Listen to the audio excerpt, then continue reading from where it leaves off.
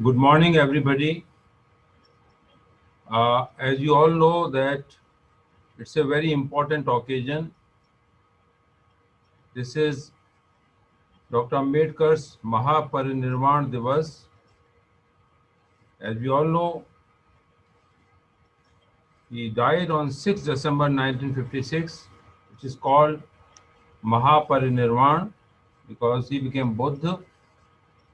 In Buddhism, it is called Mahaparinirvan, the highest level of getting that kind of peace and to the soul. He was born on 14th April 1891, and during his lifetime, he made significant contribution in various fields, including as chairman of the drafting committee of the Constitution. So, about his contribution and particularly on the topic decided for today's talk, Thorat Sahab will speak, but I would like to just brief you that this university came into being on 26 February 2019 by an act of State of Rajasthan, then formally started functioning from 2nd March to 2020 itself, because I joined on 22nd March, and we have reached to a level of can say that yes, reasonably satisfactory level we have achieved. We have got the Board of Management constituted. We are in the process of affiliation of all the law colleges with the university. Besides that, we have admitted the students in LLM one-year program, 40 students. All are very talented, versatile students. And the staff associated with us, teaching, non-teaching, they are all very committed professionals. So we are striving towards excellence, striving towards perfection, striving towards nothing less than the best. So we are in the process of achieving that kind of stage. In this context, I think it is very essential to have the occasion to have affiliation of all eminent scholars, scientists, teachers, and learned personalities. So it was decided, and it was decided just as a coincidence that on 6th December we should have a special program, and accordingly it was requested that Professor Thorat Sahab may kindly be the best person, and accordingly he was requested for that, and he was very kind and immediately agreed for our request. Thorat Sahab was the chairman University Grants Commission, and I worked with him. So during that time, I could see the kind of a person and personality behind. The person par excellence, scholar par excellence, and the human being unbelievable kind of a person he is. And whatever he do or does, whatever he does with lot of study, lot of hard work. Professor Thorat साहब के व्यक्तित्व के बारे में क्या बताऊं, मुझे सौभाग्य प्राप्त हुआ उनके साथ काम करने का when he was chairman University Grants Commission, and that was a historic phase, I tell you, in the history of independent country, independent India. It was the first time when higher education got the highest funds allocation for higher education. We still remember, sir, the kind of studies were undertaken, the kind of data was gathered, and the kind of justification and support was created for making a very logical and rational demand of the funds for the higher education. And then a presentation by Honorable Thorat Sahab along with his team in Planning Commission, and to the Honorable Prime Minister, the then Prime Minister. And this is history, that the funds allocation in 11th plan were 11 times more than the 10th plan allocation. सब लोग तालियां बजा सकते हैं इसके लिए.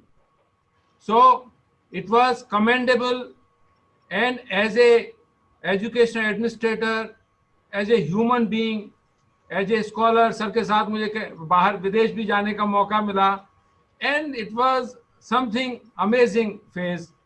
So sir, it was a great learning for me. I was really fortunate to be associated with you, and this is one introduction being in UGC. But as we all know that sir was in JNU, a professor in JNU, professor of economics, and has been to all the best institutions of the world. He's a professor of emeritus even now, and whatever he says and whatever he presents, one thing which I have seen consistently, that is always with supportive argument and supportive data, supportive facts. So, sir, today is the Dr. Bhimrao Ambedkar's Mahaparinirvan Divas. As हमने पहले भी आपको कई बार सुना है, निरंतर सुना है कि डॉक्टर भीमराव अंबेडकर साहब का जो योगदान as a chairman of the drafting committee of the constitution के अलावा शायद हमारे जीवन के हर एक क्षेत्र में उनका कहीं ना कहीं असर, इस व्यवस्था में उनका असर दिखता है.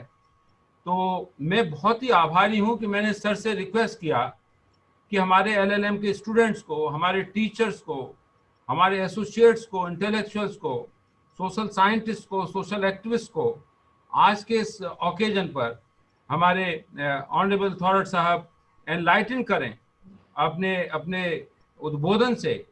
और इस ओकेजन पर सर मैं अपनी तरफ से विश्वविद्यालय के बोर्ड ऑफ मैनेजमेंट के जितने मेंबर्स हैं उन सब की तरफ से पूरे सम्मान के साथ, विश्वविद्यालय के हमारे जो दूसरे पदाधिकारी हैं, हमारे एकेडमिक्स और नॉन एकेडमिक्स के, चाहे वो रजिस्ट्रार हों, चाहे एकेडमिक्स में कंसल्टेंट्स हों, चाहे और फंक्शनरीज हों, और हमारे स्टूडेंट्स, इन सब की तरफ से बहुत आपका आभार व्यक्त करता हूं.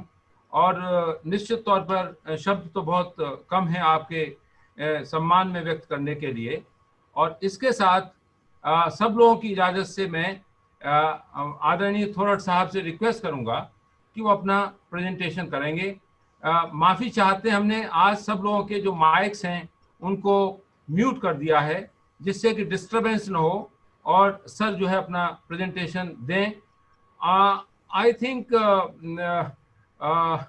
his presentation and his views, his you know the way he presents हम लोगों के लिए एक बहुत बड़ा एक अवसर है और अधिक सीखने के लिए. सर, इसके साथ मैं आपसे निवेदन करता हूं कि आप कृपया आज के इस कार्यक्रम में, आज के इस ओकेजन पर अपने जो विचार हैं उनको व्यक्त करें. Kindly. Good morning to all. Dr. Dev Swarup, the Vice Chancellor of the University, the faculty of the university and the students, the Board of Management, and the other participants who are present here. Let me begin with a profound thanks to Dr. Dev Swarup for inviting me to speak on this very auspicious occasion. Although it is a sad occasion, it's the demise of Dr. Babasaheb Ambedkar, Mahaparinirvan Divas. But it's important that I am asked to speak on this particular occasion. And particular to the participants who are from the university which is named after Dr. Babasaheb Ambedkar in his contribution to the nation building. It is quite usual, being a law university, it's quite normal that all of us and you also remember the contribution of Dr. Babasaheb Ambedkar in framing of India's constitution. But I would not like to repeat that.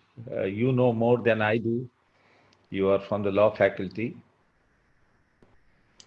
But I will certainly make use of this particular occasion to share with you his view on one or two important issues related to the Constitution. Friends, we must understand that Dr. Ambedkar contributed in the framing of the Indian Constitution. And he's described as the father of the Indian Constitution because he contributed so much as compared to many others. And it has been recognized in Thanksgiving ceremony on 24th of November by the not less than one of the member of the drafting committee, Mr. Krishnamachari. But there are aspects of his contribution which we must remember here. One is that he contributed to the constitution making, but being the chairman of the drafting committee, he had to go by the majority view of the Constituent Assembly. There would be several discussion, debate in the background, but ultimately in the Constituent Assembly, the majority view will be carried forward and the decision will be taken.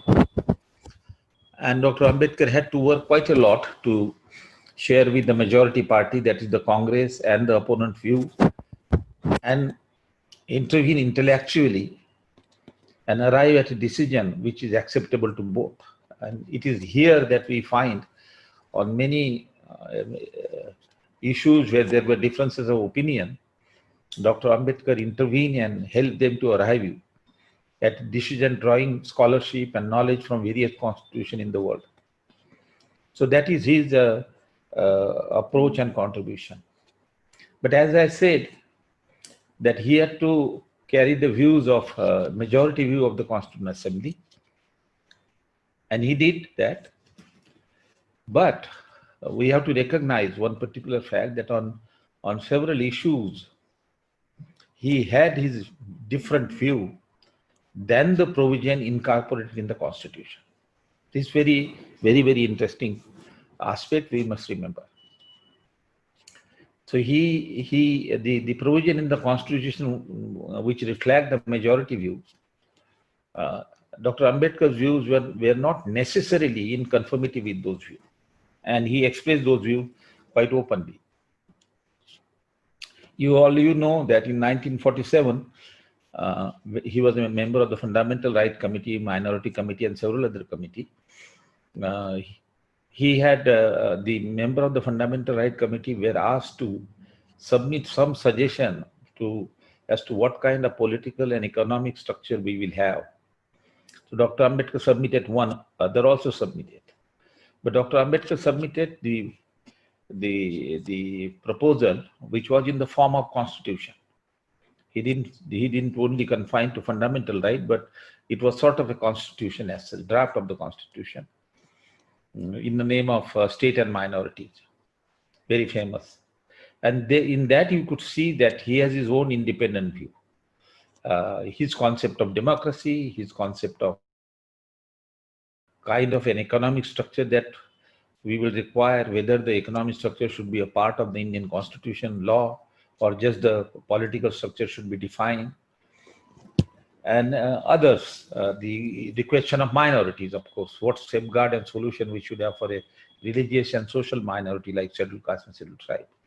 So you can see that the proposal that he has given in that draft, state and minority, many of them are different than one we incorporated in the Constitution. And that is a distinguishing feature of Dr. Ambedkar. So this fact we have to remember. Now, the another important point related to that position is that Dr. Ambedkar not only had a different position, but he also gave a different remedies. Dr. Ambedkar's distinguished feature of writing was that he would identify the issue, find out the causes, and provide the solution. His emphasis was more on remedies, because unless there are no remedies, there is no point talking about the issues. Therefore, on all these issues, he had provided certain remedies. And very few of them, very minor of them, were ultimately accepted and incorporated in the constitutions. For example, he wanted state socialism to be a part of the constitution. Generally speaking, the British type of constitution do not include the economic structure. The economic structures, that is the private economy, is left to the legislature to take decision. Only the political structure is defined, parliamentary democracy, form of the government, and many other aspects. He was the one who took a different view that no, we should also include the economic structure, and indicated state socialism to be a part of it. It was not, obviously it was not accepted, but there are many other, any other suggestion, but they are with us now in written form.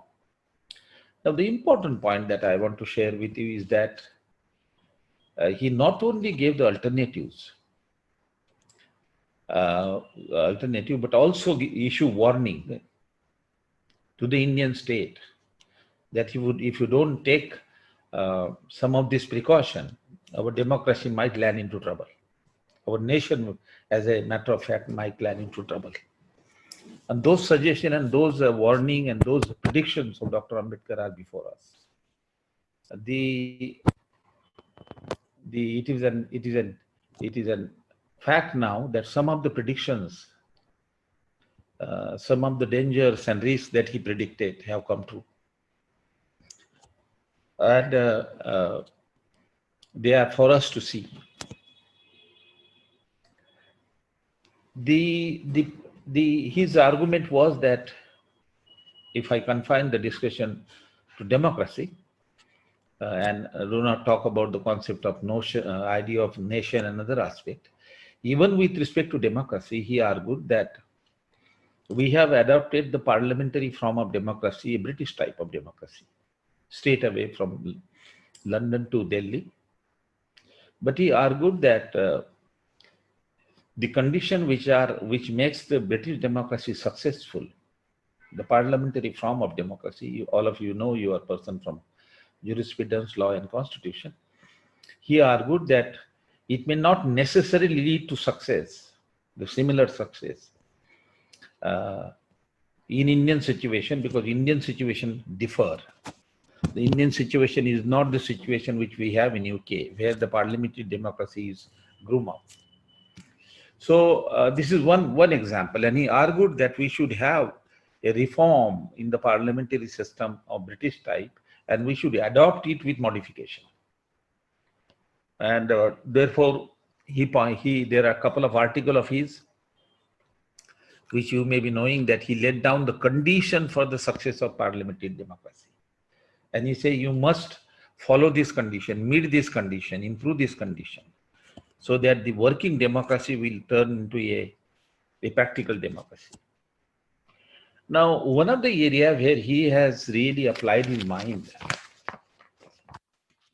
is the democracy and the problem of minorities. And when I say minorities, I essentially mean religious as well as the caste and ethnic minority. Now, the question of democracy and minorities, or minorities' representation in democracy, was under discussion for much before the India became independence. It was in the discussion during the British time. Now, therefore, in this particular lecture, for another 40 minutes or so, I will discuss with you following points to bring a clarity that what is the nature of the question of minority safeguard in the parliamentary democracy? What steps were taken by the British before we became independent? What was the proposal of Dr. Ambedkar? What was the analysis of Dr. Ambedkar about the safeguard to the minorities in the parliamentary democracy? And what was his solution? And if that solution or if enough safeguards are not taken into account or implemented, what are the likely danger to the democracy and even to the minorities? This was an issue which came for discussion, and therefore I will share with you. And then I will share with you how his predictions and forecasts have come true, and where do we stand as far as the issue of democracy and the situation of minority is concerned. Well, let me begin with the British period.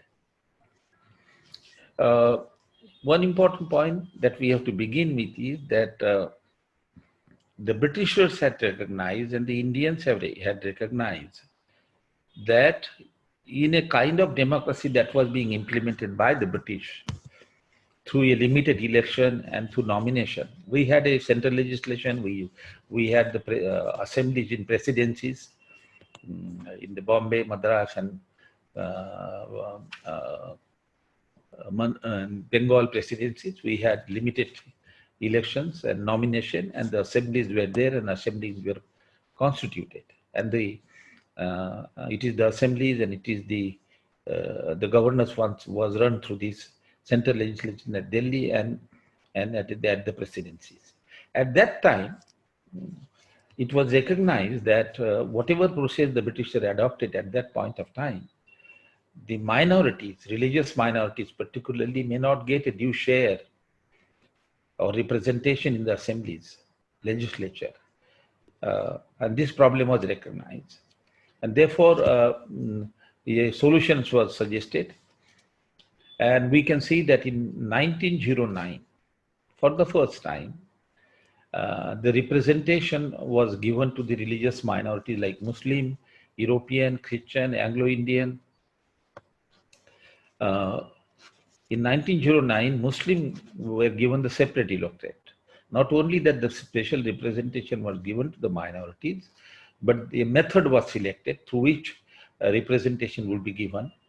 And the separate electorate method, about which you are familiar, was used to give a representation to the minorities. Same is the case for Sikh, Anglo-Indian, Christians, and European. And that continued for some time. When Dr. Ambedkar arrived on the scene in 1919, after coming back from England, and the South Bureau Commission visited India, you are familiar that we were ruled by the Government of India Act. And that Government of India Act used to come for a review every 10 years. A delegation will come from England and they will invite the opinion of the Indians and will make some reform. So when Dr. Ambedkar arrived in Bombay after his studies, the South Bureau Commission came in 1990. And Dr. Ambedkar submitted a memorandum. I would not go into that, submitted a memorandum, and he argued that the untouchable were a minority, caste minority, and that their situation was worse than that of Muslim, economically and educationally. So the scheduled caste word was not used at that point of time. At that point of time, depressed classes word was used for the untouchable. That they should also get a political reservation on the pattern of Muslim, Sikhs, Anglo-Indian, European. He made two important points. I will clarify on that. That he changed the definition of the minorities, because to be able to argue reservation, political reservation for the depressed classes, he had to change the definition, because the definition was population minority. If a community is minority in terms of population, it could be decided considered as a minority and given political representation. That criteria Dr. Ambedkar applied to the depressed classes, yes, but he was not in favor of only political population criteria, but he was in favor of the criteria of discrimination. If a minority community is discriminated and economically and educationally is backward, that community should be considered as a minority. One cannot consider a community as a minority only on the basis of the smallness of the population. Therefore, he argued that the depressed classes deserve to be the minority more than Muslim because of smallness of the population, they were about 12-13%, but also because they were the most economically, educationally backward, and that they did not have a civic right or citizenship right, which the other enjoy. The other argument he made was for the representation of the depressed classes was that there was a argument on the part of the government that is it necessary that the Muslim and the Anglo-Indian, they themselves should be represented in the legislature? Other can represent their interest. So why do they need reservation representation? So Dr. Ambedkar gave an argument for the first time. He said the representation should not be only the representation of the interest of a particular community, but it should be the representation of a person. A person from that community should be represented in the legislation, and since they know the problem, they will be able to genuinely represent their interest. So he developed two concepts: the representation of a person to represent their interest, and secondly, he redefined the definition of the minorities and considered that the depressed classes were minority. Well, I spent little more time because it was necessary to share with you. So he then asked the reservation. Finally, I don't want to go into the history. Finally, from 1919, then again, after 10 years, Simon Commission came for a constitutional reform. He again submitted a memorandum and asked for the reservation. 1990, his demand was not accepted. Only one thing was accepted, that okay, even depressed classes will be given representation through nomination and not through election. In fact, Dr. Ambedkar himself was appointed in 1927, nominated by the Britishers on Bombay presidency. So that was the little achievement of Dr. Ambedkar. But he again argued in 1930, and there were roundtable. 1935 Act was enacted, and finally he got the political reservation to the scheduled caste. At that time, the scheduled caste word was coined, and the British gave the separate electorate, but Gandhiji opposed it, went on to the fast in Pune, and then there was an agreement between Gandhiji and Ambedkar, and finally the scheduled caste got the political reservation that we have today. So the reason for this story to share with you was the following: that before independence, the British and we recognize that in a normal parliamentary democracy, the minority may not get their due share in the parliament because of they being small. So therefore, there is a need for their representation, and a separate instrument of separate electorate or nomination will have to be created to give them the due share, and the argument were given. That's the important point that we must remember as far as the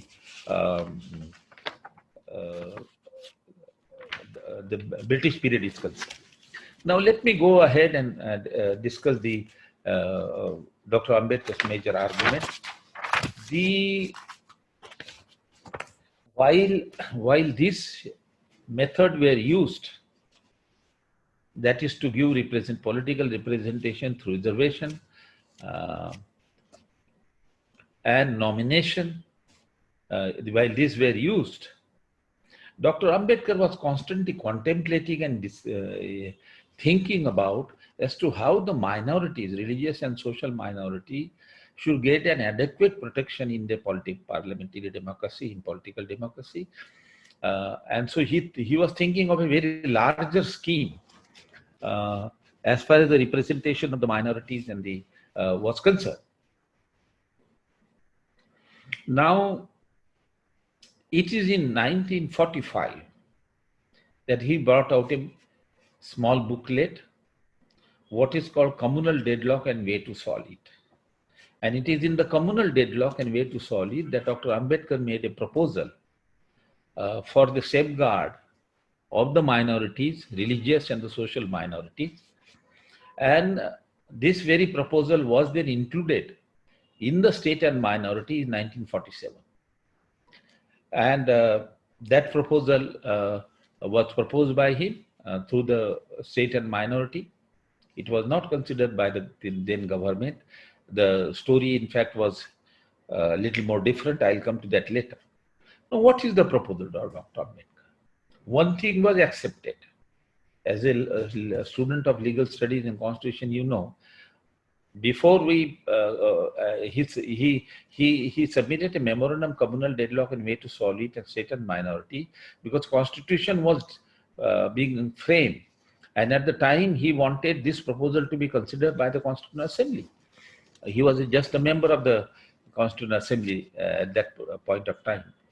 But he gave a comprehensive proposal of how political participation of the minority should be dealt with in the by the Constitutional Assembly and by the under the Constitution. So it's a very comprehensive proposal. It is this that I wanted to share with you.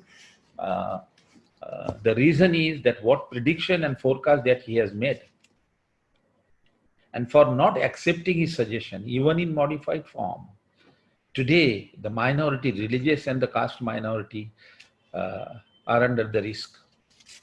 And why they are under the risk now, I will go through the Ambedkar, Dr. Ambedkar's argument. Now, in the communal deadlock, he made a couple of arguments.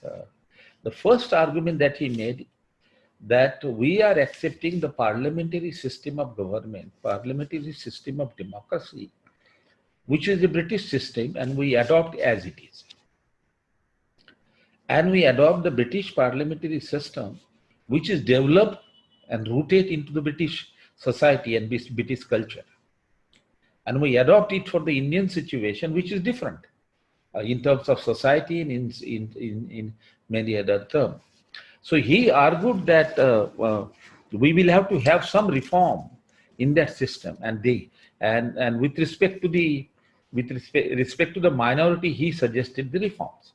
Now let us understand what is the solution. Now you are aware that in a parliamentary democracy, if we take a Lincoln definition, very simple definition, that the government is by the people, people through the election send their representative, and the government is of the people. Then when you became a minister or you occupy several positions, you are a representative of the people. So it is and you are representative from the governments. That is why it is of the people. Now this government then take a policies for the welfare of the people, therefore it is called for the people. So in the democracy, political democracy, basically the government is of people, and it is by the people insofar as the representative became the minister, executive. Executive is very important, and that they undertake policies for the people. So therefore it is called republic, it's called sovereign, that the peoples are really the sovereign. Now Dr. Ambedkar went ahead and then argued that, look, in a parliamentary democracy where the government consists of the representative of the people, it happens to a particular mechanism. That is that there is a party system, there are political party, each political party has got ideology and the policies. In the election, they go before the people and try to convince the people that, look, our ideology and our policy will be helpful to you. And through the process of election, then one particular party which get a majority from the government. That is the majority will of the people. That one majority party get a majority simply because people like their ideology, like their program, and they form the government. There are 2-3 principles which you must understand here, which Dr. Ambedkar has outlined, that the majority political party which comes to the power, it comes to the power on the basis of policies and the programs, and at the most ideology. It is not based on the religion, it is not based on caste, it is not based on identity, it is based on political ideology and the policies and the program. Every political party goes with the program, but the people will select the one which they think is offering useful for policies and the program. There is other aspect, that the majority party then form the government, form the executive. Second important point, that all the decisions are taken by the majority rule. Majority rule is very important. Since there are opposition party, they might oppose many decisions, so the decision is taken by majority rule, 51%. 51%, 52%, whatever way you define the majority.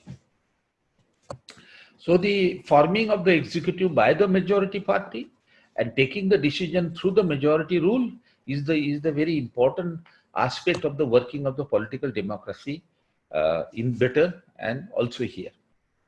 Now Dr. Ambedkar raised question, and please understand these. These are very important because what is the saddest part of Ambedkar's tragedy is that many of his major writings have been ignored by the academia. I am not quite sure whether you also teach communal deadlock and way to solve it in one of your paper. Please tell me later on. So ignorance of the Ambedkar is ignored for his basic writing in the academia. The Ambedkar's argument was this, and that is that the political majority that you have in democracy in England is based on policies and program. But in India, he argued that we have maximum religious communities in India. We have caste system where people are divided into caste. We have ethnic group, tribal and non-tribal. So the Indian society is not homogeneous. The way the British society is. The British society, 90% of the population at that point of time, or even now, is Christian. At the most, there are two denominations, the Protestant and the Catholic. But Indian situation here, argue, is comprises of multiple religion, multiple castes and multiple identities. And therefore, his argument was that the electoral democracy in India may get a base of religion and caste rather than the base of the policies and the program. So he argued the following, please understand. He argued the following, that the political majority which is based on the policies and program may not necessarily prevail in India. In India, what will happen is that we will have a communal majority. That is the word he used. And by communal majority, he essentially means that if particular religious community has a majority, that majority will tend to form the, that majority support to a particular political party will get into power. A caste majority, a caste will vote to a particular party in bulk, and a political party will get into power based on the majority of a particular caste. There will be program. It's not that there are no program. Or in certain region, if the ethnic community, the tribal community in majority, it is the political party which get the majority vote of the tribal will form the government. So Dr. Ambedkar's argument was that in India, we are likely to have the communal majority rather than the political majority. And the difference is that the political majority is based on the program and policies. People support program and policies. Here, in the communal majority, the support is on the basis of religion and caste and other identity, and much less on the policy. So therefore, he defined now. He argued that there are other distinctions which we must understand. Political majority is not fixed or permanent majority. It is a majority which can always change. He used the word, it can be made, unmade or remade. That is why the political party change in England. Every alternate day, if you like to call it, the prime minister change, but the political party after every 5 years changes, because some of the political parties do not perform well, so they are changed. So political majority is not a permanent, impermanent, subject to change depending on the performance. But the communal majority is, he used the word, is born. It is not made like political majority. It is born because it is fixed in number and attitude, because the basis is religion, caste and other identities. That is the difference that he predicted and pointed out at the point of framing of the Indian Constitution. And then he make an argument that a communal majority can be troublesome for the minorities. He used a very strong word, menace. It can be it can be discriminatory, and it can be troublesome, and it can be detrimental to the minorities if the majority behave discriminatively and violently.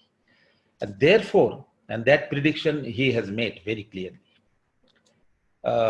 Therefore, he proposed an alternative. Now let's come to the alternative. This was the analysis of his. This was his hypothesis.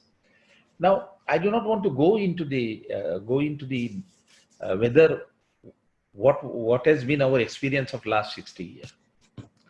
There are a number of studies. Rajni Kothari, who has set up the Institute CSDS, where there are famous institute. He was expert in caste and politics, and he has his contribution is that he has pointed out that in a state where a particular caste in majority, it is that caste remain in power for several years, even if there is a division. So he gave an example. If you go to Maharashtra, the Marathas will prevail for years together. If you go to Andhra Pradesh, Reddis will prevail for years together because they are in majority. If you go to Bihar, a combination of two castes will have the power. So caste based to the political parties and forming the government is a reality. Earlier we were very sober about it. We won't mention caste and electoral politics. Now we talk about openly. I mean, you take Bihar election for example, we talk about the combination of Yadav, Bhumiyars, Dalit and Mahadalit and Lower Dalit.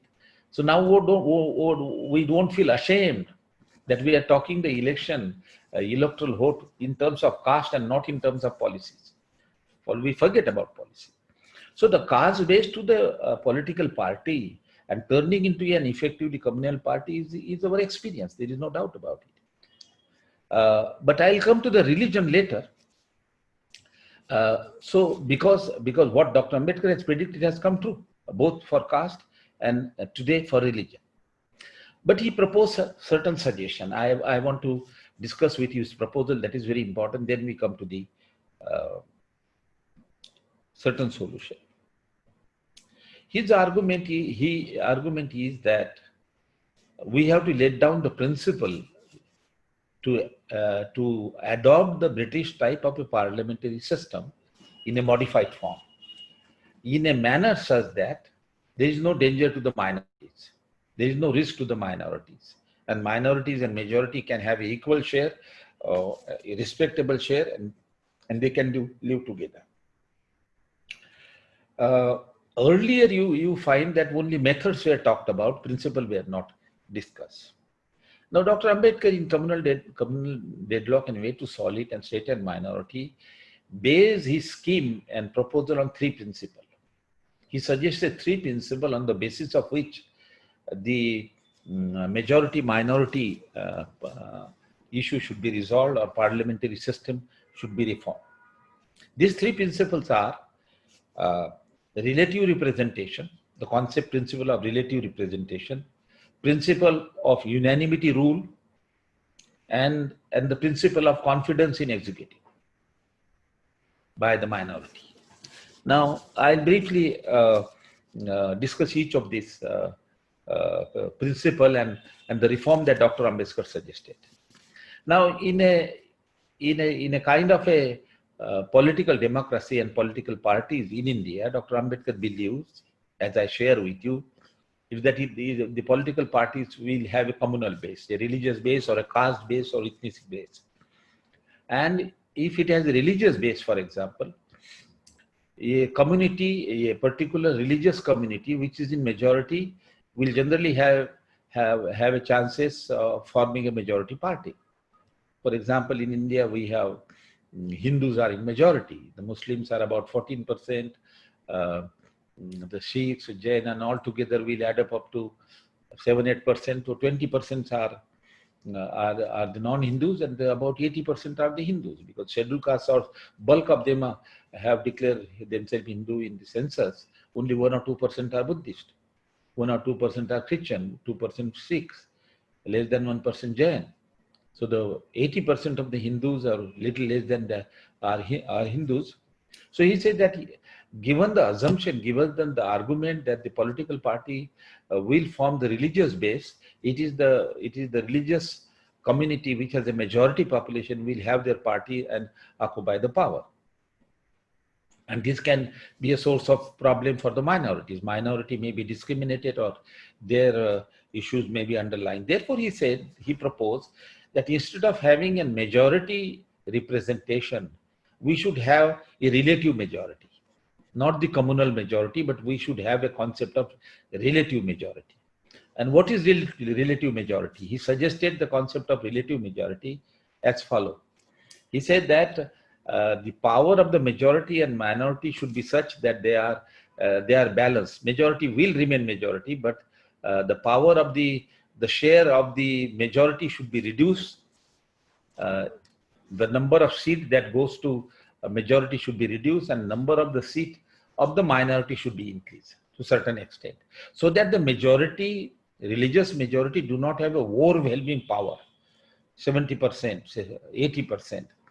So a portion of the seat should be taken from the majority and distribute among the minorities. And in the distribution, he argues that the minorities, particularly the caste minority, scheduled caste and scheduled tribe, who suffer more educationally and economically, those seats will be the seat of the scheduled caste, scheduled tribe should be increased more than perhaps other religious minority, Muslims, Sikhs, and other who are economically stronger.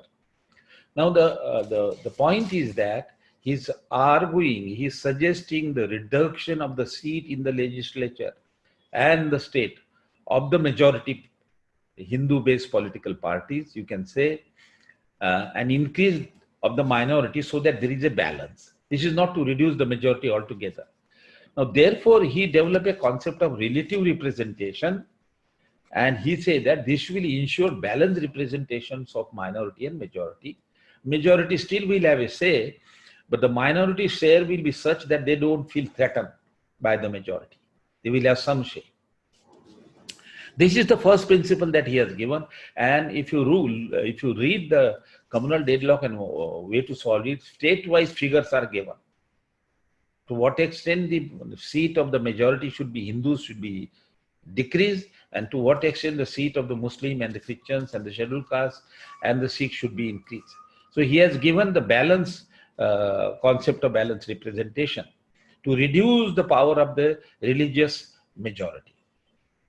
The second principle that he has given was that in a country like India, where the political parties are based on communal consideration, and if the rule of majority, which is adopted in the Britain, the decision will be taken in the parliament by majority, 51%.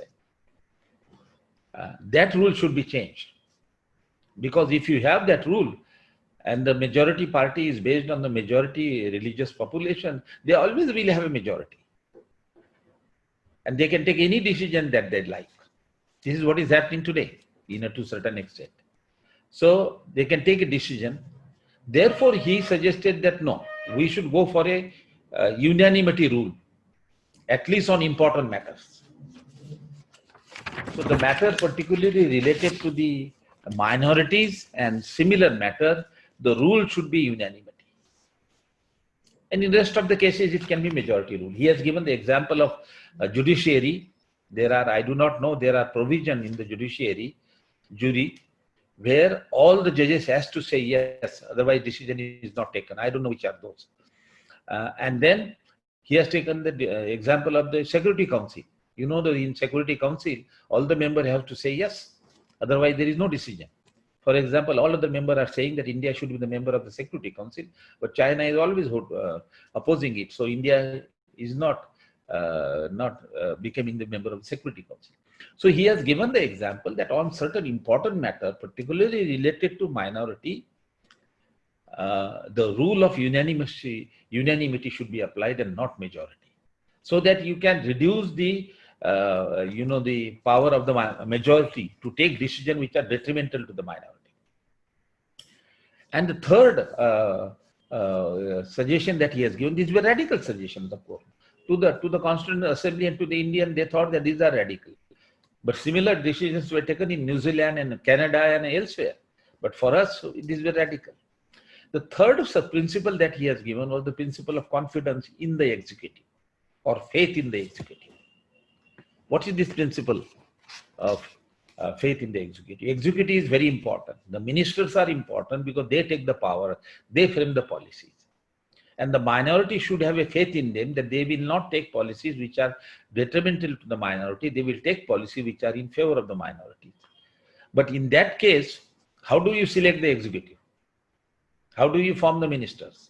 Now, the present system, and at that point of time, the system was, and now even today, the same system, that the majority party itself take the decision and appoint the minister. Whether that particular minister is pro-minority or not, that's another matter. So that consideration is not taken into account. It is quite likely that you are appointing a person of a minority or any other ministry who has a record of working against the minority. So the minorities would not have a faith in that minister. So therefore, Dr. Ambedkar suggested that in order to have a faith in the executive ministers, the selection of the prime minister and the minister should be by entire house, not by the majority party alone. So if you want to make a prime minister of the BJP or Congress, the prime minister and the minister will be obviously from the majority party. But who that prime minister will be, who that minister will be, it should be decided by the entire Lok Sabha through an election. One vote, non-transferable. The candidate would be obviously from the majority party, but within the majority party also there are person and person. They are more sympathetic to minority, there are other who are not. So this was a revolutionary suggestion by him, that the prime minister of a majority party will be elected by the entire house. The executive, the minister will be elected by the entire house, so that the minority and others, opposition parties, have a faith in the person, have a confidence in the person, that this person who is going to be a prime minister has a good track record in the past, even if he is a part of that party. Similarly, Dr. Ambedkar suggested that the Minister of Minority Affairs should be elected by the all minority member of the parliament, opposition as well as ruling. Irrespective of which party you are, minority will select the minority minister of the majority party. So that minority legislature and minority community has a faith in him or her. So you can see that I just want to summarize then now that Dr. Ambedkar's proposal was that we have to modify the British parliamentary system to suit to our situation and to tame down, to reduce the influence of the majority, which is based on social identity like religion and caste and ethnicity. He proposed a scheme, he proposed the principle on the basis of which it could be changed. And that was the principle of relative representation, principle of unanimity rule, and principle of confidence in the government. And he said, if you do that, then there will be enough protection for the minority and a congenial atmosphere will be maintained. Otherwise, the risk are certainly high to the minorities. In fact, he has predicted many things. It didn't happen. It didn't happen. And he predicted. I just want to read one quotation which he has included in Thoughts on Pakistan. Unfortunately for the minorities in India, Indian nationalism has developed a new doctrine which may be called the divine right of majority rule. Divine right of majority to rule the minorities to the wishes of the majority. Any claim for sharing of power by the minority is called communalism, while the monopolizing of whole power by the majority is called nationalism. Now, these were some of the prediction of Dr. Ambedkar at that point of time. Now, what's the present situation of last 60 years or so? There are many warnings that are given by Dr. Ambedkar. On 26th of November, he says that you require economic and social democracy to be able to have a proper political democracy. This was for democracy. Then Thoughts on Pakistan, he he also give suggestion for to have a real nationalism and define what is nation, what is nationality, and how the real nation can be built up and all that. But I am only confine my lecture today only the democracy and minorities. Many of his predictions have come true. We know that our democracy is based on caste, electoral. We know that our democracy is based on ethnic consideration, and our political party are less on they are less based on the political majority, that is the majority based on the policies and the program, but based much on the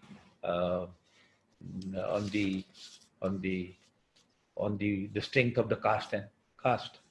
And therefore then what happened, the government tend to serve the people of their own caste predominantly. It's not that they don't serve the others, but since they have an obligation, people of a particular caste or combination of the caste has sent you to the power, it is obligation of the government to serve them more. So you don't serve the people as a whole, but you serve more the people who of a particular caste who are sending to power and less to the others. So the basic principle of democracy are then violated, that the government is not the representative of all the people. The decisions are taken in a manner such that majority rule is applied. But the most new phenomena, which we realized at that time, but which has emerged now for last 10 years or so, or 15 years, is that religion is becoming an important factor in democracy. That is the political base of the electoral base of the political party. In addition to caste, religion has acquired more importance now, openly. Openly people are talk about religious base to the political party. Openly people talk about that this country is for Hindus and not for Muslim, or less for Muslim. You might have seen the latest statement by a young speaker in Hyderabad before the election. But many of them. So the prediction of Dr. Ambedkar that the religious population will constitute the base of the political party, and political party will come to the power or communal majority and not on the political majority, that is on the policies, has come true to a greater extent.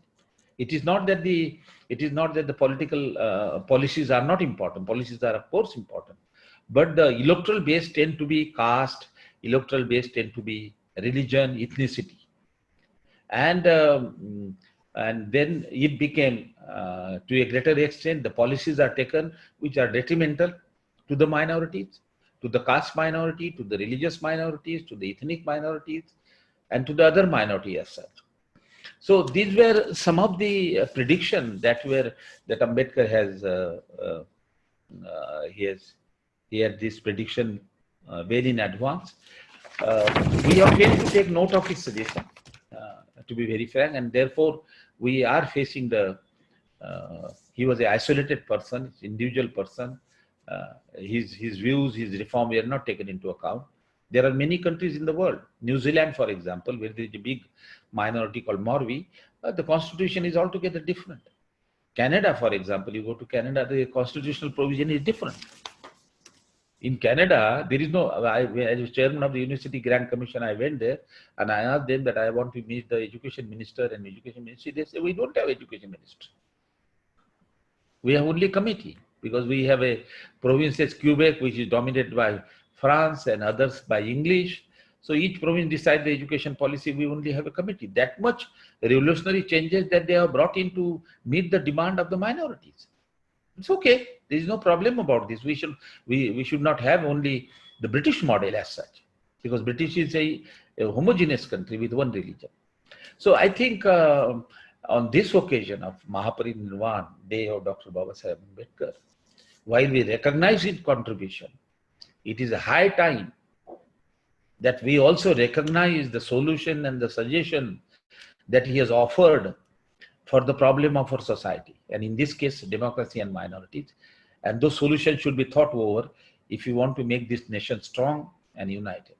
Thank you very much, Dr. Dev Sarup, for inviting me. आपने sir बहुत विस्तार से अपने विचार रखे और doctor Bhimrao Ambedkar साहब के जो सॉल्यूशंस थे, समाधान थे इन विषयों पर, जो उन्होंने अप्रोप्रिएटली हर एक फोरम पर उस समय भी रखे, उनको प्रेजेंट किया, एंड हम सबको एजुकेट किया आज कि हम अपने इस सिनेरियो को दोबारा से देखें, समझें और अपना रोल प्ले करने की कोशिश करें इस प्रोसेस में। उसके लिए it's very kind of you sir. In fact, I requested the registrar of the university, Shri Rajnayan Sharma, to propose a formal vote of thanks. Respected Thorat sir, with due permission of our Honorable VC sir, I would like to give you vote of thanks from deep of my heart, and vote of thanks all of participants, our Honorable board members, principals of our affiliating colleges, 88 colleges, non-teaching staff of these colleges, and all our teaching associated faculties of our campus, university campus, and non-teaching staff of our campus. And most important, sir, today all participants of our LLM students who has listened this valuable talk, and I request our Thorat sir, please come anytime and any occasion personally and deliver such valuable talks in our campus. Sir, we are indeed grateful to you, and certainly it is a talk which has benefited all of us. So a great thanks from my side and all of our faculties and our non-teaching staff also. Thank you so much, sir. Sir, thank you very much. I indeed grateful to you for your kind gesture, and will certainly request you on some other appropriate occasion to talk in detail on all such issues, important issues which are necessary to be discussed, to be talked, to be debated by the academia, by the students, by the scholars, because it's a vast area. But for this occasion, for today's occasion, the briefly views presented by you, representing or rather presenting the solutions made by the Ambedkar Sahab on certain issues, I think it would be of immense use for all of us. And sir, you are looking very smart as usual. Thank you, sir. Not as smart as you are. Thank you, sir. Thank you. Thank you. Thank you. Okay.